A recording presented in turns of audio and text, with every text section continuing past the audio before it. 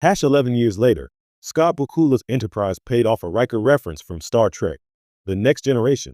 When Star Trek Enterprise premiered in 2001, many fans didn't expect that its series finale would connect so directly to Star Trek: The Next Generation, a show that ended 7 years earlier. Yet in 2005, the final episode, These Are the Voyages, brought the two eras together in an unexpected way, paying off a reference from TNG that was more than a decade in the making. What seemed like a throwaway holodeck subplot involving Commander Riker in 1994's The Pegasus turned out to be the framing device for the Enterprise finale, a creative decision that tied the prequel series to TNG in a deeply meta, if controversial, way.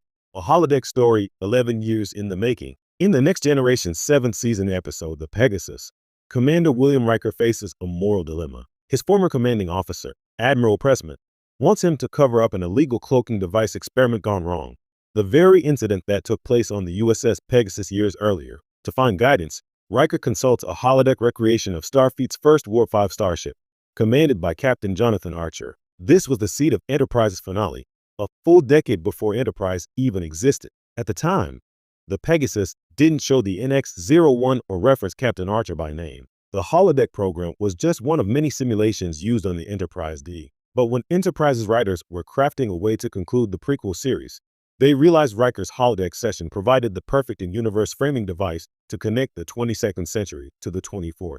The result was a finale that literally took place inside TNG's episode. 11 years after The Pegasus aired, that small continuity detail blossomed into a full-circle Star Trek moment.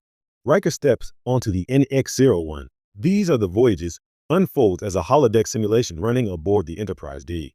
Commander Riker, facing the same ethical crisis from the Pegasus, activates a program that lets him relive one of Starfleet's most pivotal moments, the final mission of the NX-01 Enterprise. Within this holographic narrative, Riker observes Archer and his crew as they prepare to sign the charter that would eventually form the United Federation of Planets. For Riker, the experience is meant to help him decide whether to tell Captain Picard the truth about the Pegasus cover-up. For fans, it was a nostalgic blending of two eras, the hopeful dawn of Starfleet and the moral complexity of TNG.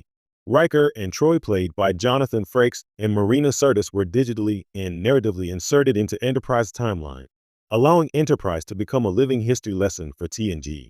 The unexpected crossover finale. The decision to frame the Enterprise finale as a TNG episode was polarizing, to say the least. Many fans expected the series to end with a full episode dedicated to Captain Archer and his crew, not a holodeck story dominated by Riker's personal dilemma. However, in a meta sense, the finale did serve its purpose. It bridged the beginning and middle chapters of Starfleet history while acknowledging Enterprise's place in the larger Star Trek timeline. Frakes and Sirtis reprised their TNG roles 11 years after the Pegasus, aging them back through makeup and digital effects.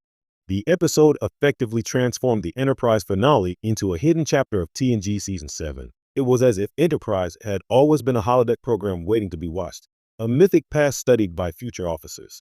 A controversial but clever closure. For some, the Enterprise finale felt like a betrayal. Fans who had followed Captain Archer's journey through 4 seasons were frustrated to see their heroes relegated to the background of another show subplot.